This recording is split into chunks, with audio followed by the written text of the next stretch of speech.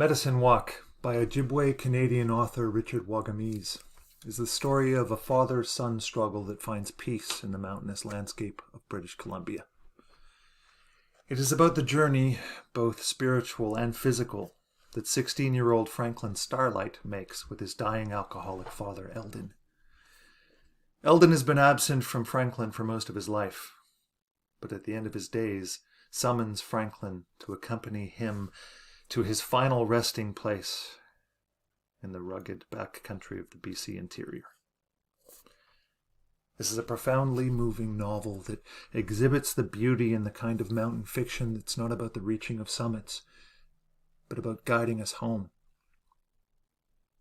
Medicine Walk is a text that doesn't describe mountains in detail, but has their force echo throughout the story conspicuously.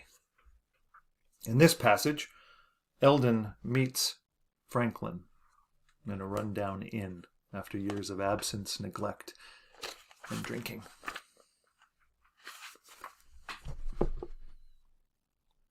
The place was a dank hovel. It had the look of an old garage or warehouse, a low-slung one-story joint that hadn't seen paint in years. There was a hand-painted sign under a lone spotlight on a rickety pole held in place by guy wires run to the roof. The sign said Charlie's. The windows were swing-outs, and one of them was held open by a broomstick. Sounds from a jukebox, and the garble of voices and the clink of glasses.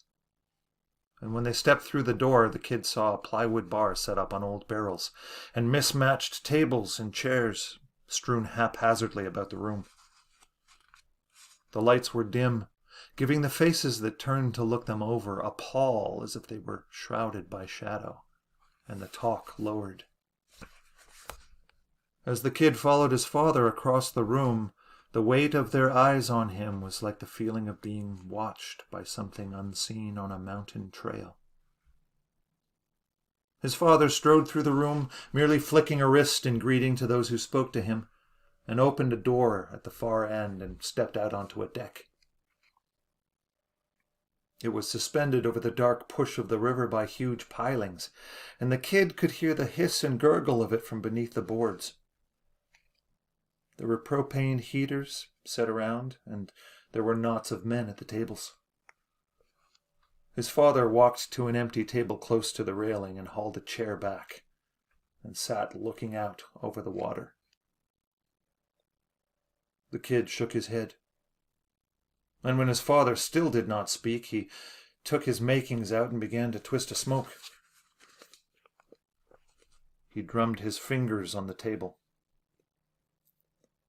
After a moment, he lit up and took a draw and looked out at the river streaming past like a long black train.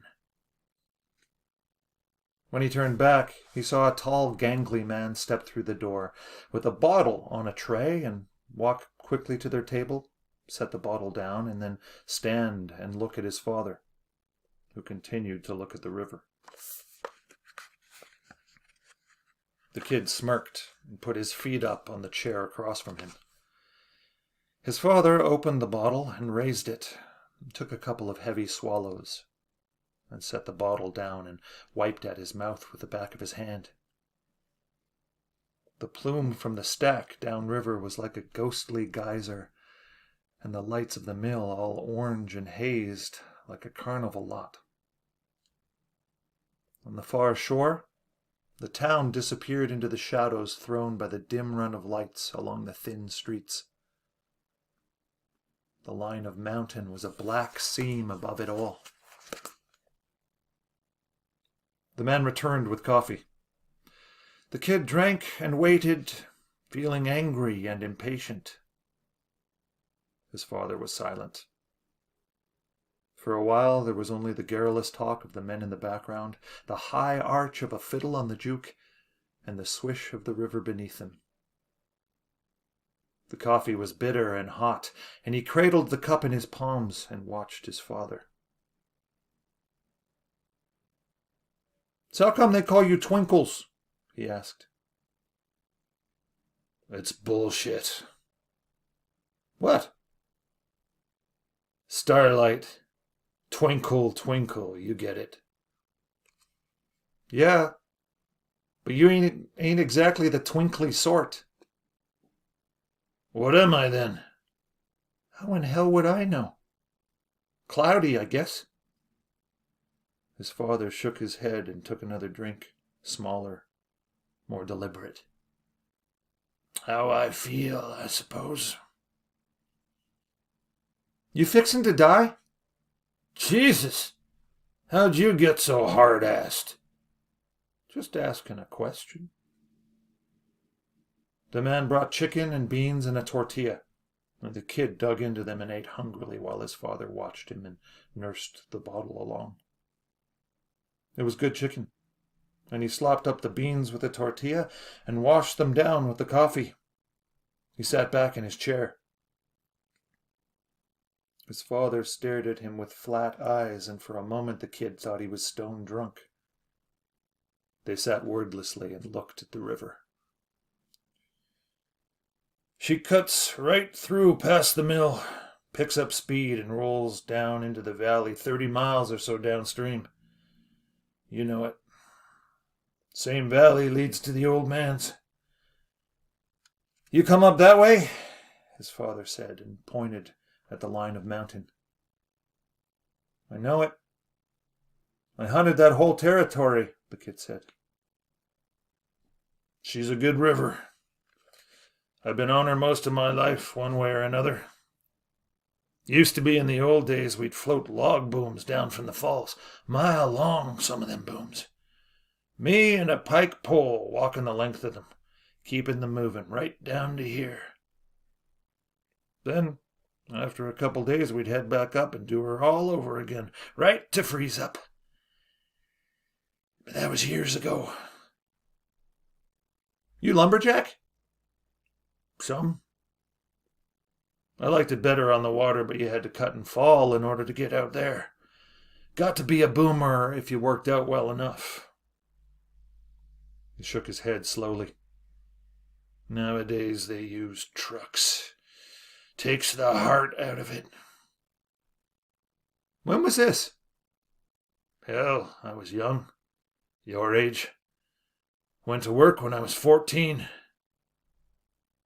So, I guess you called me here to tell me that? His father sipped from the bottle. You get right to it, don't you? Got to. Winter's coming. Stuff needs doing. I gotta ask you a favor.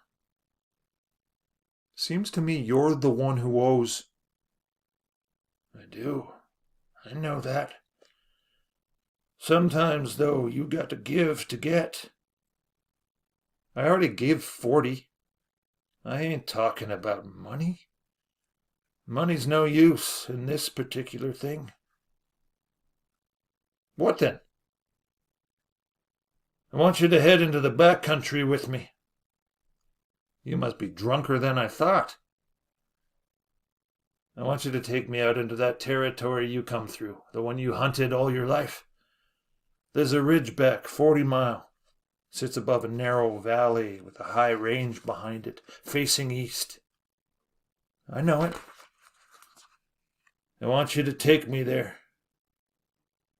Why would you want to go out there in your condition?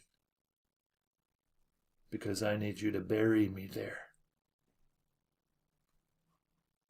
The kid sat with his coffee cup half raised to his mouth, and he felt the urge to laugh and stand up and walk out and head back to the old farm. But his father looked at him earnestly, and he could see pain in his eyes and something leaner. Sorrow, maybe, regret, or some ragged woe tattered by years. His father twirled the bottle slowly with a thumb and 2 fingers. You won't make it 40 miles, the kid said. You didn't walk here, did you?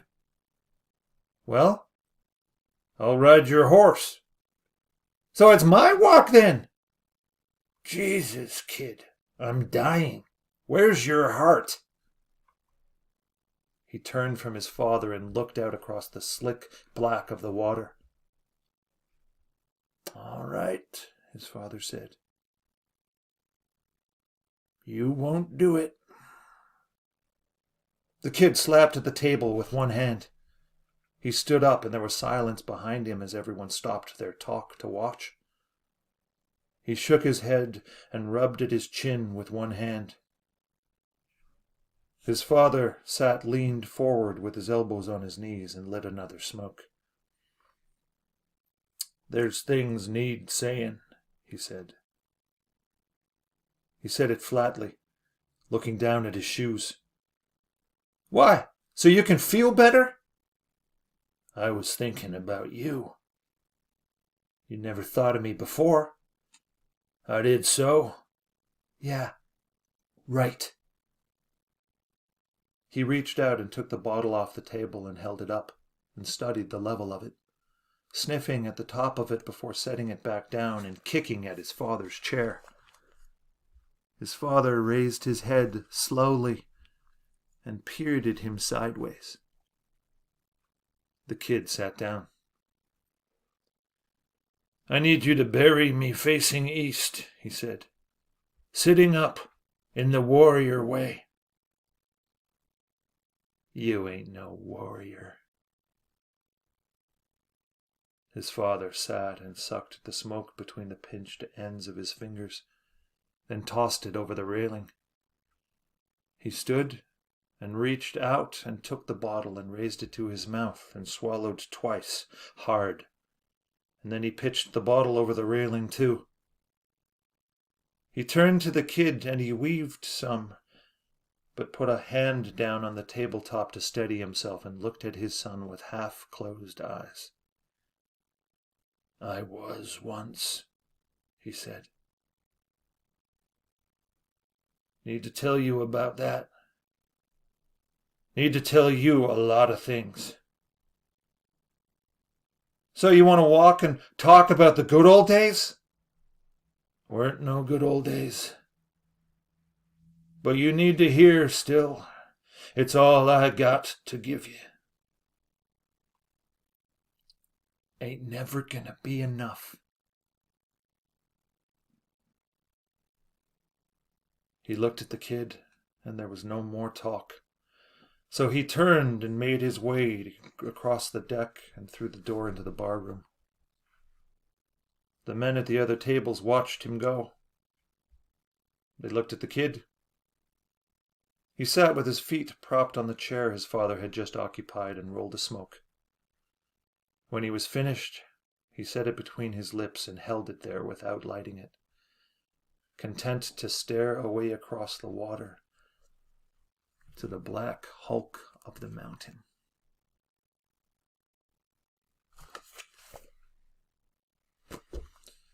You've just heard Medicine Walk by Indigenous Canadian author Richard Wagamese. If you want to listen to another unconventional mountain text, tune in for Denise Deshôtel's Sculptures, 2005, which brings a unique perspective on Montréal. If you prefer English and happen to love dark comedy, then Mia Van Leeuwen's reading from Angie Abdou's The Canterbury Trail will be perfect.